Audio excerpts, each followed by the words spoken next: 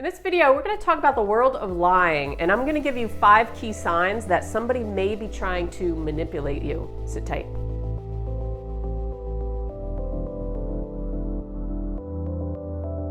We never like when people lie to us, right? And sometimes we can kind of pick up on it, or sometimes we're not sure, and whether somebody's trying to kind of schmooze us or telling us the truth, whether it's somebody we're very close to or somebody we don't know very well.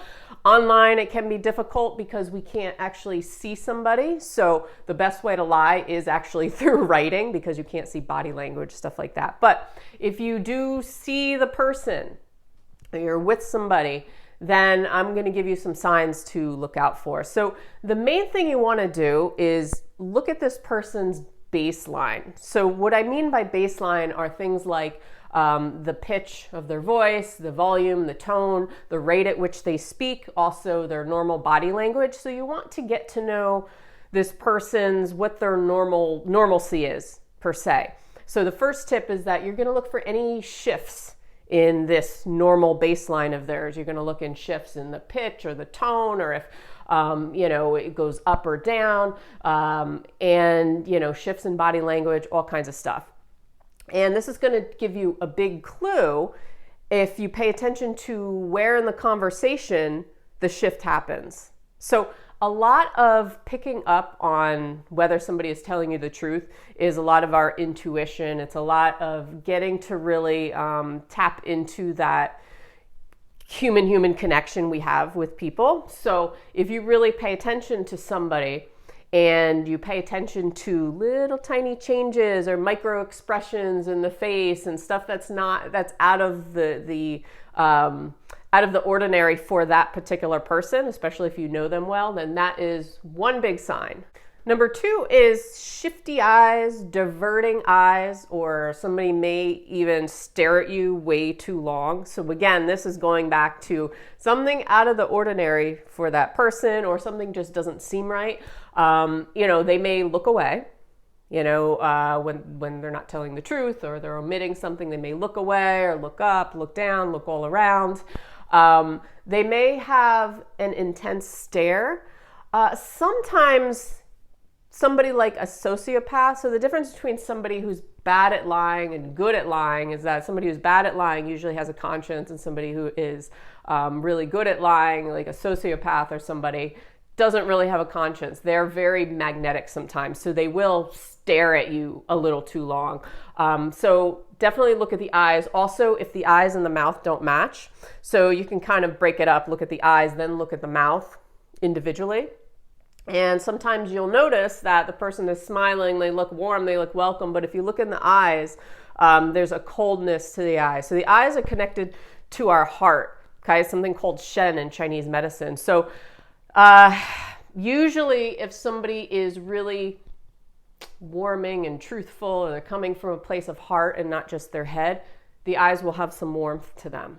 There'll be kindness in the eyes. But if somebody is lying to you, or somebody is nervous, or somebody is trying to manipulate you in some way, there's kind of a coldness in the eyes, even though they may be smiling. So that is a key feature. Number 3 is body language. So shifts in body language, like I mentioned, if somebody look for either open or closed body language. So closed body language is going to be protective. So the person may actually be covering up some of their chakras. They may be touching their throat chakra or crossing the arms over the heart.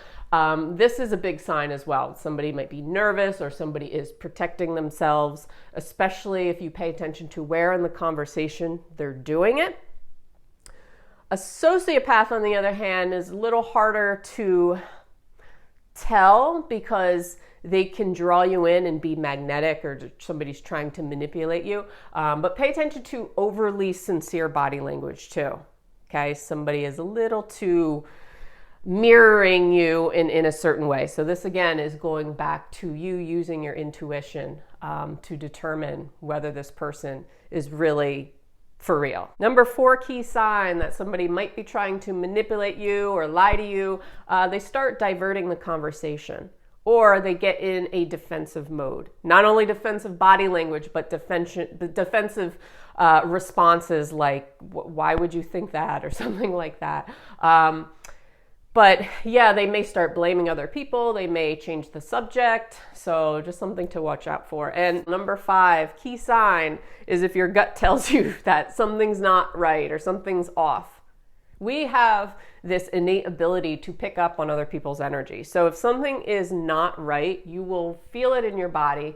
Sometimes it's hard to tell because somebody can draw us in, and usually that's because we like to give people the benefit of the doubt. If they're saying something nice or they're complimenting us, we like to believe that they're telling the truth. So in a way, we're kind of tricking ourselves and falling into this trap. But the biggest thing you can do is be in your body.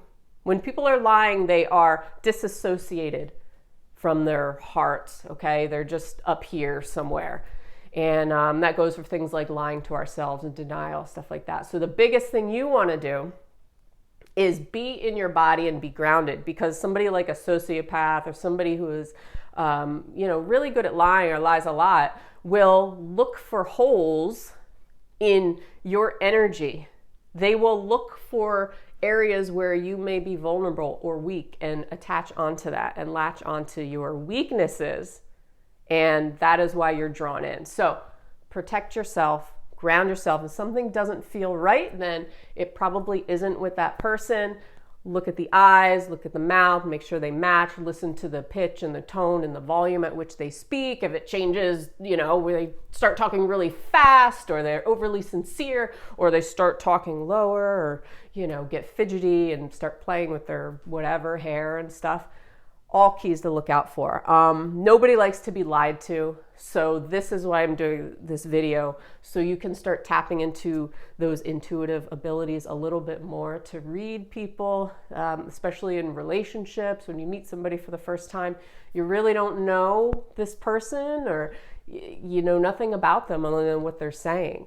So if you can look for some of these key elements, then it's going to help you a lot to determine whether there's going to be a second date at all. So I hope you found this helpful. Let me know in the comments below. I put out new videos every single week, so hit that subscribe button, give me a thumbs up. I have a weekly podcast. I'll put the link to that below as well. And have a great day. I'll see you in the next video. Peace.